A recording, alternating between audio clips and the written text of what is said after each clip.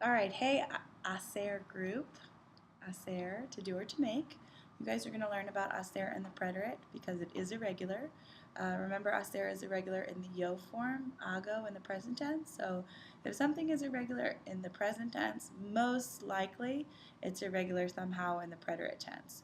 So to make sure you guys have all this information that you need for your worksheet and for your presentation, we're going to go through it now together, okay?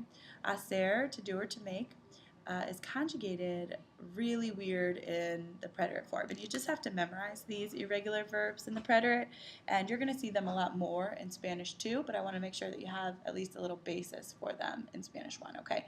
So hacer, the yo form is hice. No accent mark. You don't need an accent at all in the verb hacer in any of the forms, which is kind of nice because I know we get a little stressed when we have to include those. So the yo form is hice. The to form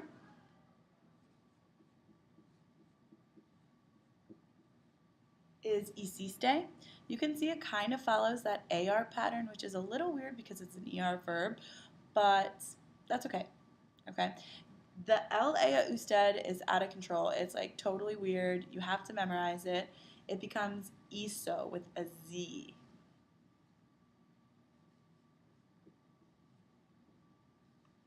That C changes to a Z and it becomes ISO. Okay. Now notice we're not saying the beginning H. We're not saying hi say. that wouldn't make sense, right? Ise, isiste, iso. Okay. No accent mark again, so you're good. We switch back over to the C for the plural side, so I'm going to jump over there. And for the plural side of the verb, we've got hicimos.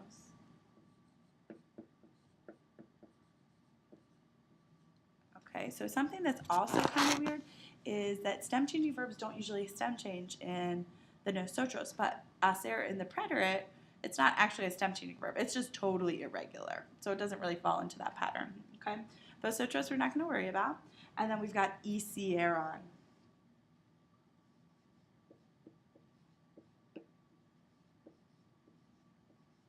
Hicieron in the eos, as, ustedes form. Okay. One thing that I want to make you aware of when it comes to the verb hacer, it's a little tricky when we answer questions with it. So if you could include this on your presentation for our class, that would be awesome. And I'm going to go through it with you now. All right? So here we go. When we answer questions with the verb hacer, we do not have to include hacer in the answer. Okay? So we've got que hiciste right here. What did you do? Okay, let me use my little paw pointer. Que hiciste. What did you do?